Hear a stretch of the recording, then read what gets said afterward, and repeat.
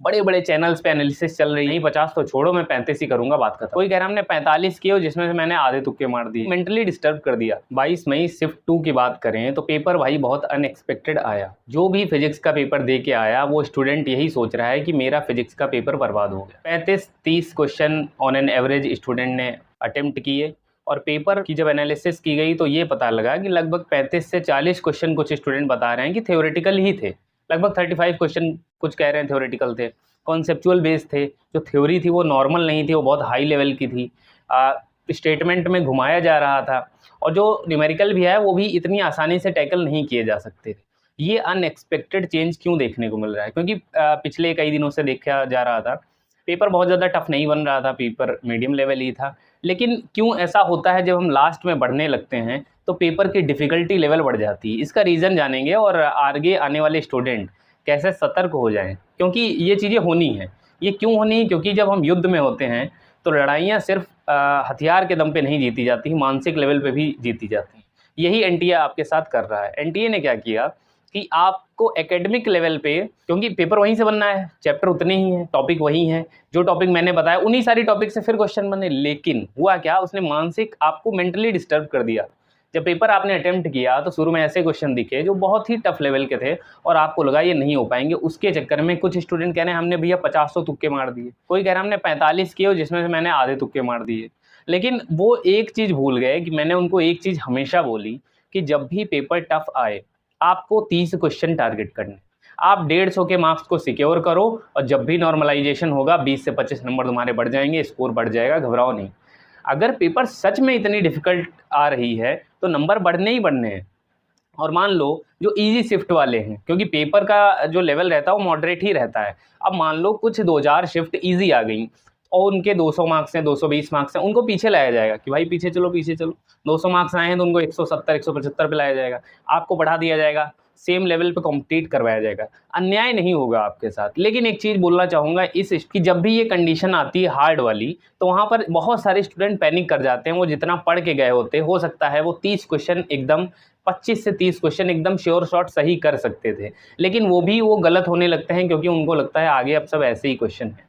लेकिन असल में होता ये है कि जब 1 घंटे में 50 क्वेश्चन आपको दिए गए हैं, तो वहाँ पर जब डिफ़िकल्ट पेपर आता है तो वहाँ पर सिर्फ 40 ही क्वेश्चन अटेम्प्ट किए जा सकते हैं 1 घंटे में, और उस 40 में आप कोशिश करिए 30 से 32-35 क्वेश्चन सही करने की। और नहीं सही करने की, मान लो अगर 25 भी सही कर गए, फिर आप 10 में ऐसे तुक्के लगाइए जो लॉजिकल हों, जो आपके कॉन्सेप्ट से आ रहे हों, 2 ऑप्शन एलिमिनेट करके आप उन चीज़ों को कर पा रहे हो। अब देखो पेपर डिफ़िकल्ट क्यों एंड में बनने लगता है, चाहे वो केमिस्ट्री का हो चाहे फिजिक्स का हो। नॉर्मल ट्रेंड चलता रहेगा, फिर एकदम से ऐसी एक शिफ्ट आएगी जिसमें पेपर हार्ड होगा और सारे ये जो एनालिसिस वाले हैं ये फेल हो जाते हैं। उसका रीज़न यही है, क्योंकि आप सोचिए जिस स्टूडेंट ने पहली बार पेपर दिया और उसने ये भी नहीं जाना कि 2026 में पैटर्न क्या फॉलो होने वाला है, तो उसके कंपैरिजन में वो स्टूडेंट जो 22 मई को दे रहा है उसको आइडिया लग गया, बहुत सारे पेपर एनालिसिस हो गए, उसको पता है कि यार अच्छा भैया 30 थ्योरी आ रहे हैं और कई बार 25 थ्योरी आ रहे हैं, कई बार किसी में 38 भी थ्योरी आ रहे हैं, तो पेपर पैटर्न का सेट है और न्यूमेरिकल इस लेवल के आ रहे हैं, तो उसको बहुत सारे आइडिया लग जाते हैं। उस आइडिया को मिटाने के लिए तो वो एकेडमिक लेवल पे तो कुछ ही हद तक खेल सकते हैं, मेंटली वो ये खेल सकते हैं कि शुरू के 10 क्वेश्चन ऐसे डाल दिए जो आपको डिस्टर्ब कर दिए। तो वहाँ पर आपका मानसिक संतुलन चेक किया जाएगा कि आप क्या थिंकिंग रखते हो। आपको अगर भांप लिया है आपने कि पेपर डिफ़िकल्ट बन रहा है, तो मुझे भैया पहले 30 सिक्योर करने, पहले 30 क्वेश्चन में सिक्योर करूँगा, उसके बाद देखूँगा 50 कर पा रहा हूँ या नहीं 50 तो छोड़ो, मैं 35 ही करूँगा, बात खत्म हो। आप एक सम्मानजनक स्कोर अपना देखो। आप ये मत सोचो कि यार पेपर डिफ़िकल्ट आया तो क्या आपके लिए आया, उस पूरी शिफ्ट में ही स्कोर डिक्रीज़ होगा। जब पूरी शिफ्ट में डिक्रीज़ होगा और अदर शिफ्ट देखी जाएंगी, वहाँ पर अगर स्कोर ज़्यादा होगा तो इस शिफ्ट को उठाया जाएगा, नॉर्मलाइजेशन में उठाया जाएगा। और आप अगर मेरी 3 दिन पहले वाली वीडियो देखेंगे ज़ीरो टू हीरो वाली, तो उसमें मैंने जितने भी टॉपिक्स बताए आप जाके एक बार वेरीफाई कर लेना। 22 मई वाले स्टूडेंट से बोलना चाहूँगा, जाके वेरीफाई करना। और बहुत सारे टॉपिक से क्वेश्चन आए, जो टॉपिक मैंने बोले वहाँ से क्वेश्चन आए, लेकिन नो डाउट वो हाई लेवल के आए। अब इसमें मैं कुछ नहीं कर सकता हूँ, ये सारा एनटीए का खेल है। लास्ट में वो जानते हैं कि भाई बड़े बड़े चैनल्स पे एनालिसिस चल रही है, वो भी आपको बता रहे हैं कि देखो ये क्वेश्चन पैरामैग्नेटिक ससेप्टिबिलिटी ये सब आए, कोऑर्डिनेशन से ये क्वेश्चन आया, वहाँ से वो क्वेश्चन आया, तो कुछ तो सुधार करेंगे ना वो। अब देखो आने वाले स्टूडेंट्स के लिए यही बोलना चाहूँगा, आपको चैप्टर पढ़ना है, जो मैं आपको मान लो 150 स्कोर करना है, तो लिमिटेड चैप्टर मैं बता रहा हूँ वही कर लेंगे, लेकिन अच्छे से करना पड़ेगा, थ्योरी को अच्छे से कंडस्ट करना पड़ेगा।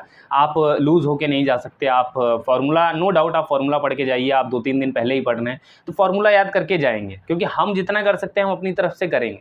बट ध्यान रखना है कि एग्ज़ाम हॉल में अपने माइंड को एकदम ज़ीरो नहीं कर देना है। आप जितना पढ़ के गए हो कॉन्फिडेंस रखना है, ये सोचना है कि पेपर कैसा भी आए मैं उसी अकॉर्डिंग, और जो मैं अपना माइंडसेट लेके गया हूँ उसी अकॉर्डिंग रहूँगा। मैं घबराऊँगा नहीं, मैं पैनिक नहीं करूँगा। क्योंकि आप सोचिए, वो स्टूडेंट जिसने कमेंट में ये लिखा कि भैया मैंने तुक्के मार दिए बहुत सारे, अब सोचिए वो तुक्के सही होने के चांसेस कितने हैं? 25%, क्योंकि 1/4 आप देखेंगे तो सही होने के चांसेस यार कम ही होते हैं। और खासकर जब डिफिकल्ट बनता है तो एक भी स्टेटमेंट अगर गलत हो गया तो आपका खेल खत्म हो गया।